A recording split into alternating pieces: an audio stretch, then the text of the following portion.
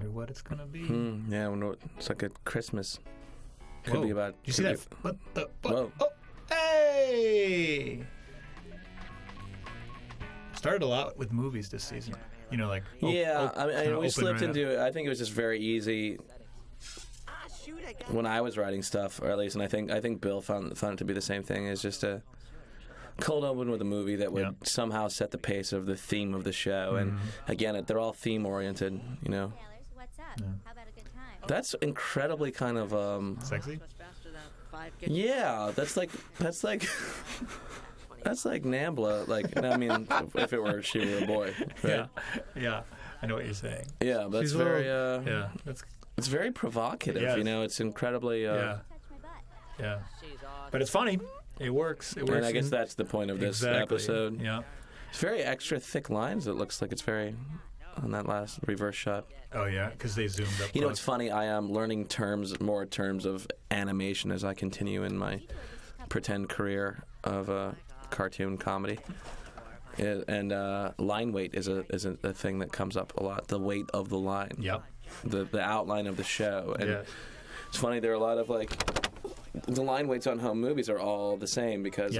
Because of the pencil tool. Yeah, but when you're even in Flash, when you push in on a scene, you kind of have to select all the lines and make them smaller, even though it's a vector-based system. Yeah. Meaning that the line changes as you kind of like do a camera move or push in on something. Yeah. So it's very easy to select just one group of lines, and if you change the line weight within character, I'm learning it's a huge amount of work for animation. You know? There will be a mutiny. Yeah. Sexy O'Sullivan. Yeah. Aganon, why can't we control her? She's Irish. Aganon. It's funny. Sexy O'Sullivan. Makers are up to. So we talked, I think, briefly about I didn't know the language content. cursing Yes. and how home movies started to slowly find itself Yes. throwing a few more foul words in the show. Tossing around a few F-bombs. Yeah. Can you hold on a second? Hello. Hello. Hi, Mrs. Adelberg. I have a very bad problem to tell you. The junior- And here we are talking, and now it's the swearing I'm episode. okay. Hold on, let me finish. He said bad words to the kitty cat, and the kitty cat will not come out of the closet. Okay. Mrs. Adelberg. I don't remember ever doing. You know, Ken Adelberg is a character that I will do live on stage. You know, Yeah. he existed shortly before home movies, and it's just someone that I would kind of like this character I came up with around my brother and sister. Yeah. And it's a voice that people have asked me to do in other cartoons. Yeah. You know, but draw him completely differently. Yeah. But that voice of like the guy who talk like that, It's a very nice, it's like you're not exactly sure where that guy is from. Yeah. You know, and he can be incredibly, just turn on you and be totally condescending. Yeah. At the same time, but I do not remember doing Mrs. Adelberg, and her pitched up sounds really funny. Really funny. Yeah. At the end of the week, we'll donate it. Said bad words to the cat, and now the cat won't come out of the closet. Right. I have a theory on bleeping in animation or just on TV. I think particularly animation, and I think it works in this episode because it's about saying bad words. But I think one thing they don't allow you to do in at Adult Swim is you can't hear if it's the F word, you can't hear the F or the K. It's a huge loss. It's a gigantic huge loss. loss. The What the f*** was that? Oh, there's a little bit. we of that. snuck one in. Wait a minute, did we? Yeah. You can make a call. You make. See, that's pretty surprising, right? I agree. We're not supposed to do it. Yeah. I mean, it's right after I said that Yes. too. Mouth. And I don't want to eat your. You f***ed up head. Wow. Unless, Brendon. Yeah. Unless you know how to do it right. What did you That's do? funny. Yeah. I've seen some shows where it's like, or someone goes, oh, beep. Yep. And you're like, oh, it could be anything. And it doesn't really matter. It doesn't work. If you do litter it around like a strange sentence and kind of break up words and say, like, you absolutely The everyday man. blanking lootly Yeah. have to, like, Yes. like those kinds of things you can actually Yeah. kind of You can start fill it sounding in. funnier. Yeah, You yeah. feel that, it leaves a Yeah. little more to the imagination. Yeah, You know what they're saying. yeah. Yeah. No, I agree. And you don't know it too when you leave a swear lying around and you wait to bleep it till the end. It's a heartbreaker. Yeah. Because you don't realize that it's not gonna. Not only is it not gonna, it's gonna be less funny, which you sort of prepare yourself for, but that you don't know what the word is, and you realize it becomes incomprehensible. Yeah. So if Coach McGurk That's is supposed to funny. be like, oh shit, and like Yeah. you bleep it, Right. it's just basically there's no line anymore. Right. Yeah. No, yeah, it's funny how editing can, fix a show and bring it down to time and massage dialogue and make sure the rhythm's tracking and everything, but it's also one of those things where you get rid of one small thing and the whole joke is lost. Yes. Like the entire run is gone. Amazing. It is amazing. Or you take away a second of air. Yes. There's a lot of tightening that goes on. You watch it in other shows, and I mean every show is like guilty if it's something to be guilty of writing too much and cramming it all in it. And I think we're talking about this no matter what length of show. If it's one of those Adult Swim 11 minutes, or you've got a 40-minute, hour long or whatever. Yeah. You will write too much. You'll have too much stuff, and you'll have to get it down to time. Yeah. No matter what, if it's a 3-minute show, you'll write 5 minutes. It's it'll always. Yeah. It's always about editing and kind of constantly trying to have some objectivity and then making sure you're not losing what's great about something, because moving one line or taking one word out will ruin everything. Jonathan Katz once pointed out, if we were editing the tracks for Dr. Katz of some comic, I can't remember who it was, and Jonathan Katz used the phrase, he said, that joke is very fragile. Right. And he was pointing out how we maybe shouldn't cut a beat, a tiny moment, just a breath or a word. Right. And he's saying that joke's very fragile, and it stayed with me. It was very true in that case, and it's very true very often. That what's funny is because of a certain rhythm or a certain word, or even sometimes a stumble. You think, I'm going to clean that up. I know how to clean up. As an editor, you kind of pride yourself on being able to smooth things out and make it sound better. And so you take out a stumble, and all of a sudden it's not funny, and you got to go back and put it back the way it was, and realize that's just the way simply that how it works. Yeah. Well, I think you learn that with Journal freak. I think you learn that with stand-up comedy also, because when you have a fresh joke that you try out the first night, and you know that there's something funny about it, or it's making you laugh or whatever. I mean, with all comedy, I think you think that there's something funny about it, and then there's a translation that gets lost, or you luck into, or you have enough confidence or know-how that you can do it right. But when you do a joke one night and it just gets a million laughs, and you do the same joke another night, within a warm crowd, and you do it wrong. It's just this exact same thing. You've edited it, you've overthought it, and now it's inside of your head. And some jokes, or at least things that I care to do, are a little bit more, I don't know. I don't want to say that. Actually, I take all that back. But there is a nuance to telling jokes that can get lost from one telling to another. Yeah. And even more so or for just this kind of stuff, dialogue. Where what's interesting about a scene? What's compelling about the way somebody said something? It's fragile sometimes. It is not bulletproof. You can't cut it any which way. Editors can sometimes put too much of their ego into a scene, into editing, especially the way we do it, where there's you have so much license to move things around, and you're essentially rewriting, in Pro Tools, and it is wrong sometimes to do to let yourself think you can just put anything anywhere.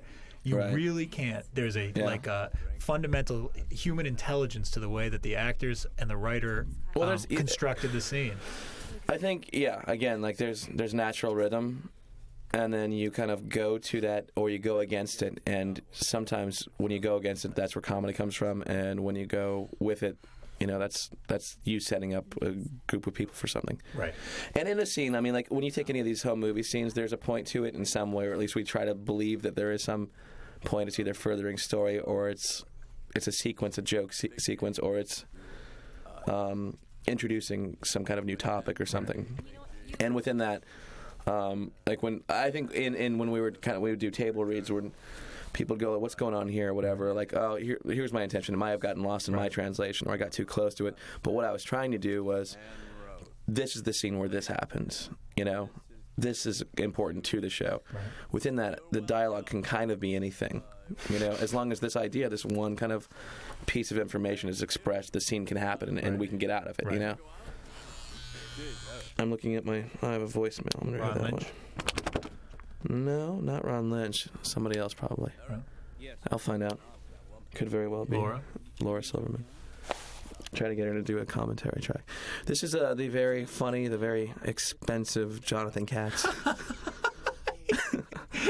And I believe Maria Bamford is in this episode too. Yeah, she was the very playing. funny. Yeah, she was playing the character. It's just a really great voice. She I think she did a couple characters. That sounds right. Hang out with her. It's because of Melissa that we can't see her more often. Melissa doesn't like the idea of you. What is this? Right? You want to do some filler? I'm checking my messages. Sure.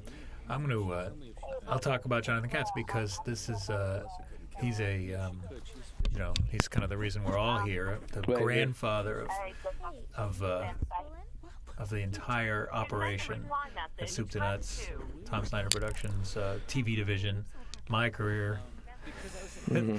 Everything flows from this man. He really is. I can't say enough about him. Good And it or was bad, nice, and it was really nice that he, was part of this. I'm glad that we decided to cast him as Melissa's father, which was not a huge stretch because Melissa. The reason we met Melissa is because she was working as his assistant in the Dr. Katz days. First his assistant, and then she was helping us book comics for the show for Dr. Katz, and they had a very, very sweet relationship and enjoyed each other's company a lot. And it was a natural to cast Katz as Melissa's dad. Oh, here's a piece of music. Sorry. Yeah, Jonathan Katz is great, right? Period. Yep. Very funny. A true weirdo. Mm-hmm. And I've had some of the weirdest phone calls with him. Yep. Always amazingly abrupt. When they're over, they're over. Yeah. Yeah. Loan me your journal. You want to borrow my journal? Why? That was a weird sequence, kind of like, I don't know if that was the proper music to write for that. It was a little weird. Yeah, I mean, I like the music by itself, but it may not, it's supposed to be kind of brooding. I don't know if it kind of fit that sequence. I think I wrote that music. Transition was a little clunky. Yeah, whatever. These, and of course, just Hey, we're not perfect. No. Just to finish the Jonathan Katz thought, this, of course, having Jonathan Katz and John Benjamin working together on movies is always satisfying for those of us that liked those two together didn't on care Dr. for Katz. Just kidding. This is a very funny scene where Walter and Perry have their own curse jar. It's Walter and Perry. Yeah. They get really excited about putting money in. I guess. Right. Everybody's been talking about Brendon's. Curse can jar. Everybody's been talking about Brendon's curse jar. Oh my God, it's f***ing awesome. It's so funny. Oh yeah. But you guys, the idea is not to swear. Right. Brandon's losing sleep, I think. Yeah. Yeah. We have a lot of shows where Brendon's fears or neuroses manifest themselves physically. Usually his bag's under shading under the eye. Yeah. Well, yeah, putting on weight, getting rashes, whatever. Which is just like the real Brendon in a lot of ways. Is that right? Honestly, the way that I like my Are you rashy? No, I'm not rashy, but I'm actually like in my actual life when I don't have a microphone in front of me or I'm not on stage or doing something, I don't speak this fast. I speak very slowly. Is that true? No, I think maybe when you're not around me too. I think my natural mood is lethargic. Yeah. And when bad things happen in my life, I don't process them. Yeah. I simply get horrible headaches every once in a while, and that's my body telling me. Yeah. This is a really great shot. That kind of like that wide shot that was them in shadow. You know, I'm learning with animation. There are limitations with using Flash, clearly, or any, whatever. And it's almost like you watch. My brother works in special effects, and sometimes you see these special effects appliances, like these latex appliances, and you look at them. Like in special effects movies or whatever, like in movies and special features. And they don't look good at all. They look really crappy and fake. But if you light them right, if you turn out the lights, and get just an to say illusion light less. Light everything less. Yeah. Put things in shadows. Make it dark. The silhouettes obscure are the colors. so cool. There's nothing like more interesting in a way that the human eye can pick out a silhouette and know exactly. You could see a silhouette of Homer Simpson out of context, and you'd still know, Homer, instantly. Yeah, exactly. Yeah. You don't need to see everything in order to understand what's going on. Exactly. In fact, like there are moments where we experiment with, you don't need to hear everything to understand what's going on. Your ear will pick up the important parts if they're placed well, you know? And it's a great pleasure. I think the brain likes to fill in information and kind of like I pick do up, when it's kind of like when it's given to you in a creative way, when it's not simply just like 30 people talking and saying nothing, when there is like something important or funny to be said within everything. The thing I always remember is in Annie Hall when there's that split screen happening with the twin therapy sessions. Oh, those therapy sessions. They did it with the families They did it with the family too, but I mean, they did it with the families, but it was Woody Allen they're kind of picking up and leaving off after each one of them. Yeah. But Woody Allen is talking while Diane Keaton is talking, and he's just peppering these little kind of punctuated moments. And he's just saying this and that and a couple of things, but you're paying attention to both at the same time. Yeah. You're registering. You do have to see it a couple of times, which is what I think is what anything should be. I think anything that you like, it should be like a song where you're not finished listening to it just because it's over. You want to go back and hear it more. That's why songs are short. They leave you wanting more. Like your favorite songs are like. Some of my favorite songs are like a minute and 40 seconds, where it makes you go, I gotta hear that again. I gotta hear it again. I gotta hear it again. Yeah.